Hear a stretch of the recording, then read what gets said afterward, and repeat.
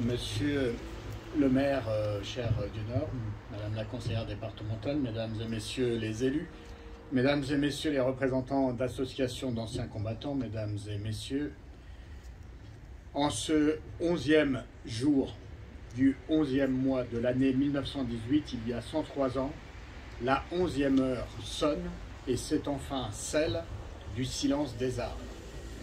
Elle met un terme à 4 années de larmes, de sang et de fureur, 4 années pendant lesquelles, comme jamais dans l'histoire de l'humanité, on avait donné libre cours à la sauvagerie des armes. Oui, jamais dans l'histoire de l'humanité, la chair des soldats n'avait été exposée à tant de sophistication, tant d'efficacité dans l'art de blesser, de déchirer, de pulvériser, d'asphyxier et finalement de tuer. Pendant 4 années, sur le front, toute la science des états-majors allemands, britanniques et français fut d'envoyer toujours plus d'hommes aux portes des enfers que furent la Marne, le chemin des Dames, Verdun ou encore la Somme. De la violence de ces orages d'acier, nous avons aujourd'hui qu'une idée abstraite et lointaine. Mais toujours nous restons déconcertés. Comment ces fragiles silhouettes sortant des tranchées surent trouver la ressource pour affronter la mitraille, les grenades, les barbelés, les balles, les shrapnels ou les obus par millions. Beaucoup revinrent de cet enfer avec une conviction. C'est à la jeunesse des peuples qu'on fit la guerre, et je veux citer ici l'écrivain Henri Barbusse. C'est nous, la matière de la guerre. La guerre n'est composée que de la chair et des âmes des simples soldats. C'est nous qui formons les plaines de mort et les fleuves de sang, nous tous dont chacun est invisible et silencieux à cause de l'immensité de notre nombre. La guerre, à l'heure de l'industrie, montra toute l'étendue de ses capacités dévastatrices, causant la mort de 18 millions de victimes, la France payant le plus lourd tribut avec 2 millions de morts et de disparus. 2 millions de jeunes gens issus de nos campagnes, de nos villes, mais aussi, ne l'oublions pas, venus des anciennes colonies de la rive sud, de la Méditerranée ou de l'Afrique occidentale française. Et pour ces derniers, le paradoxe que pointait Anatole France se double d'un second paradoxe tout aussi cruel. Il disait, Anatole France, « On croit mourir pour la patrie, disait-il, mais on meurt pour des industriels. » 500 000 soldats africains furent ainsi engagés dans le conflit, souvent dans les combats les plus difficiles.